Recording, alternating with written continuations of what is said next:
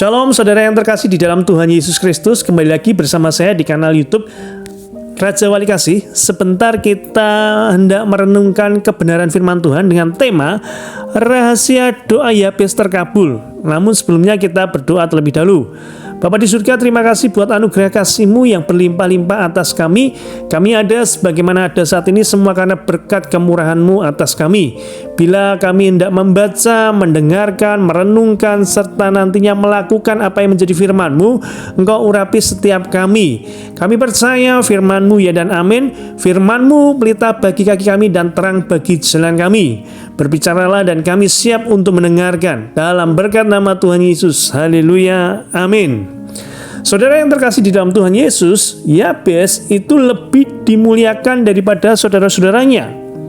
Nama Yabes itu diberi ibunya sebab katanya, aku telah melahirkan dia dengan kesakitan. Yabes berseru kepada Allah Israel, katanya, kiranya engkau memberkati aku berlimpah-limpah dan memperluas daerahku, dan kiranya tanganmu menyertai aku dan melindungi aku daripada malapetaka, sehingga kesakitan tidak menimpa aku. Dan Allah mengabulkan permintaan Yabes. 1 Tawarik 4 ayat yang ke-9 sampai 10. Mengapa Yabes lebih dimuliakan daripada saudara-saudaranya? Apa keistimewaan dari seorang yang memiliki namanya itu artinya kesakitan? Dan tidak ada tulisan yang menceritakan prestasi hebat seperti orang-orang hebat lain yang dicatat Alkitab. Jadi nama Yabes itu artinya kesakitan, ya. Tetapi pertanyaan menarik adalah kenapa Yabes itu dimuliakan daripada saudara-saudaranya? Bahkan firman Tuhan mencatat tadi Allah mengabulkan permintaan Yabes. Bruce Wilkinson dalam bukunya Doa Yabes mengartikan nama Yabes Pain diberikan ibunya karena pada saat melahirkan ibunya mengalami sakit yang luar biasa. Dalam masa pertumbuhannya, Yabes sering mendapat perlakuan yang berbeda, bahkan ejekan dari saudaranya. Dianggap hanya akan memberi penderitaan bagi keluarga. Yabes lahir dalam kondisi tertolak, tetapi ia tidak mau tenggelam dalam kondisi mengasihani diri sendiri. Kebiasaan di masyarakat Indonesia, jika ada anak yang sakit-sakitan, mereka akan mengganti nama anak tersebut, atau bahkan bertanya kepada orang pintar atau buku primbon untuk sebuah nama. Yabes nama yang mengandung arti yang tidak bagus, tetapi dalam pribadinya Tuhan menumbuhkan iman yang luar biasa. Dalam kekurangannya, Yabes tekun mempelajari tentang apa yang Tuhan kerjakan bagi bangsa Israel. Dan itu meneguhkan Yabes.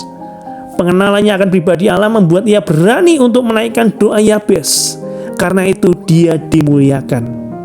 Jadi Yabes ini meskipun arti namanya kurang enak, kesakitan, tetapi Yabes tidak mau dalam kondisi mengasihi diri sendiri. Justru lewat kehidupan yang keras yang dialami Yabes, dia memegang teguh firman Tuhan. Sekalipun kondisinya tertolak oleh saudaranya, oleh orang lain, dia tidak mau tenggelam dalam kondisi tersebut. Dua hal yang bisa kita simpulkan dari pribadi Yabes. Yang pertama, Yabes tidak bermain drama atas kehidupannya. Seringkali manusia bermain drama dikarenakan masalah kehidupan, berusaha menjadi orang lain di hadapan Allah dan manusia untuk mendapatkan keuntungan atau pertolongan. Tetapi Tuhan menginginkan hubungan yang nyata dan tulus. Itu yang pertama. Yabes tidak bermain drama atas kehidupannya. Jadi Yabes tahu dia merasa tertolak, tetapi tidak digunakan untuk menjual kasihan dirinya kepada orang lain. Justru Yabes berpegang pada firman Tuhan.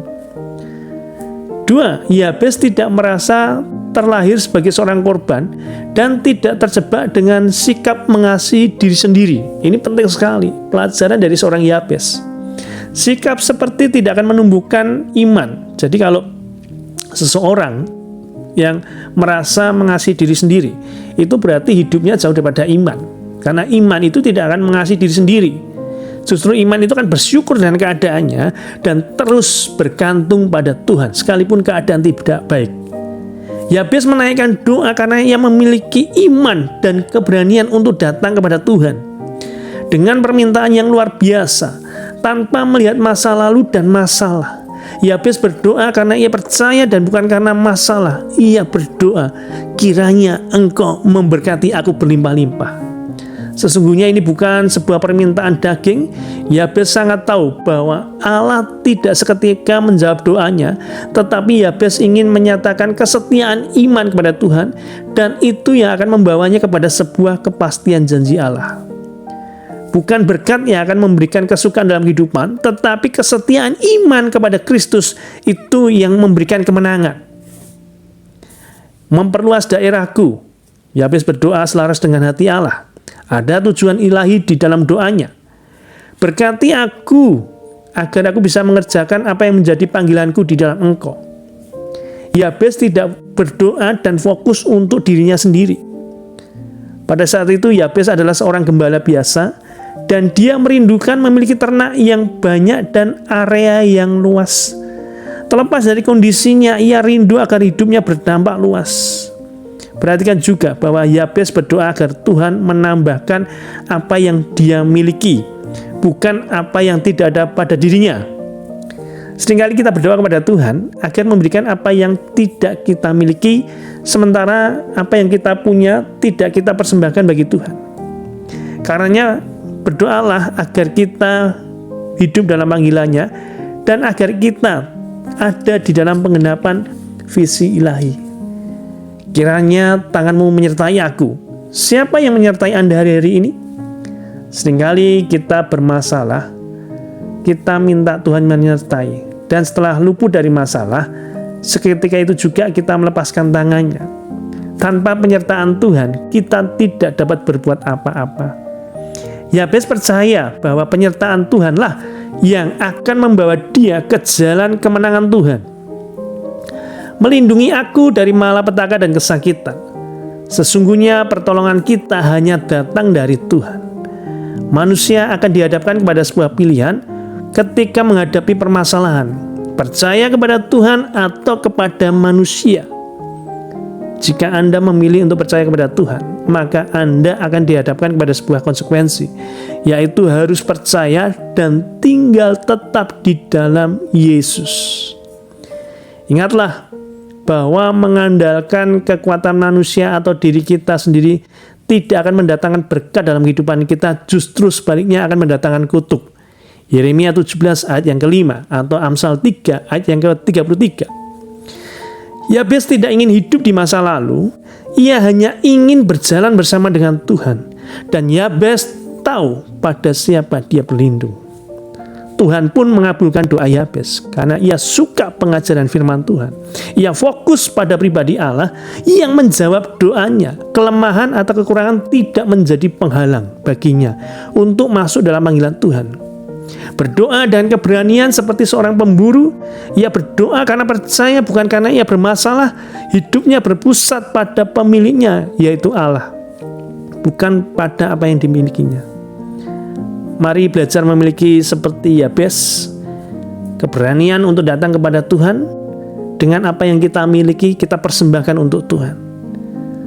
Dan percayalah, Tuhan tidak akan menutup pintu tanpa membuka pintu yang lain untuk menolong kita. Berdoalah dengan keberanian dan keyakinan bahwa Allah lah sumber pengharapan.